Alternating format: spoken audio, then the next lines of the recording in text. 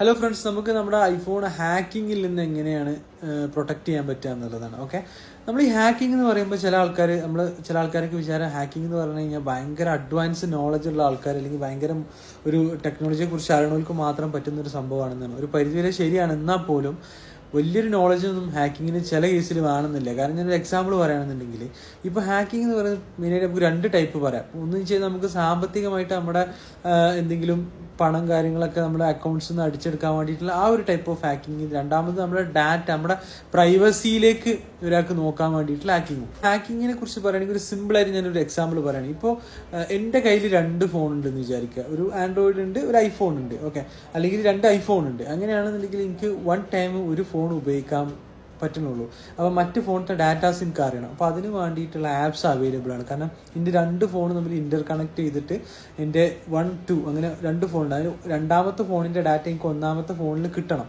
അതിനുള്ള ആപ്സ് ഉണ്ട്. അപ്പോൾ ആ ആപ്സ് ചെയ്ത് കഴിഞ്ഞാൽ എനിക്ക് ഒരു ഫോൺ കയ്യിൽ കൊണ്ടുവന്നാൽ മതി. രണ്ടാമത്തെ ഫോണിൻ്റെ ഡാറ്റാസ് എനിക്ക് എന്ത് ചെയ്യും, അതിൽ കിട്ടും എന്നുള്ളതാണ്. അപ്പോൾ ആ ആപ്പ് ഇറക്കിയതിൻ്റെ ഒരു പർപ്പസ് എന്ന് പറയുന്നത് അതാണ്. പക്ഷേ ഈ ആപ്പ് ദുരുപയോഗം ചെയ്തുകൂടെ? കാരണം ഈ ആപ്പ് അറിയുന്ന ഒരാൾക്ക്, ഏതാണ് ആപ്പ് ഞാൻ പറയുന്നില്ല, ആ ആപ്പ് അറിയുന്ന ഒരാൾക്ക് വേണമെങ്കിൽ ഒരു തൻ്റെ സുഹൃത്തിൻ്റെ അല്ലെങ്കിൽ ആരുടെയും ഫോണിൽ ഇൻസ്റ്റാൾ ചെയ്തിട്ട് അവരറിയാതെ അവരുടെ ഡാറ്റാസ് കണ്ടുകൂടെ? ഇതിന് പ്രത്യേകിച്ച് ടെക്നോളജിയോ നോളജോ കാര്യങ്ങളൊന്നും വേണ്ടല്ലോ. അപ്പോൾ അങ്ങനെയും എന്ത് ചെയ്യാൻ പറ്റും, നമ്മുടെ ഡാറ്റാസ് വേറൊരാൾക്ക് ചോർത്താൻ പറ്റും. കാരണം അത് നമ്മൾ പോസിറ്റീവായിട്ടുള്ള ഒരുപാട് ആപ്സുകളുണ്ട്, അത് നമുക്ക് നെഗറ്റീവായിട്ട് എന്ത് ചെയ്യാൻ പറ്റും, ഉപയോഗിക്കാൻ പറ്റും.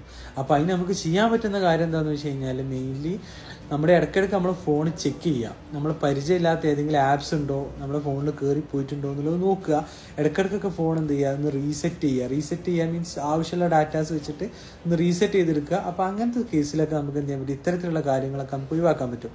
ദെൻ ഫോൺ കൈവിട്ട് അധികം ആർക്കും കൊടുക്കാതിരിക്കുക. കൊടുക്കുകയാണെങ്കിൽ തന്നെ നമ്മൾ എന്ത് ചെയ്യുക, അത് ഫോൺ തിരിച്ചു കിട്ടുമ്പോൾ കാര്യങ്ങളൊക്കെ ഒന്ന് വാച്ച് ചെയ്യുക എന്നുള്ള കാര്യങ്ങളൊക്കെ നമ്മൾ പ്രോപ്പറായിട്ട് ചെയ്യുക എന്നുള്ളതാണ്. പിന്നെ ആവശ്യമില്ലാതെ നമുക്ക് എന്തെങ്കിലും ഓഫർ കാര്യങ്ങൾ എന്നൊക്കെ പറഞ്ഞിട്ട് ഒരുപാട് ലിങ്കുകളൊക്കെ അനോണിമസ് ആയിട്ട് അല്ലെങ്കിൽ നമുക്ക് ഏതെങ്കിലും ഗ്രൂപ്പിലൊക്കെ വരികയാണെങ്കിൽ പരമാവധി എന്ത് ചെയ്യുക, അത്തരത്തിലുള്ള ലിങ്കിൽ കയറാതിരിക്കുക. അത് ഈ പറഞ്ഞ പോലെ ഫ്രോഡ് ആക്ടിവിറ്റിക്ക് വരുന്ന ലിങ്ക്സ് ആയിരിക്കും. അപ്പോൾ അതൊക്കെ ഒന്ന് ശ്രദ്ധിക്കുക എന്നുള്ളതാണ് മെയിൻലി.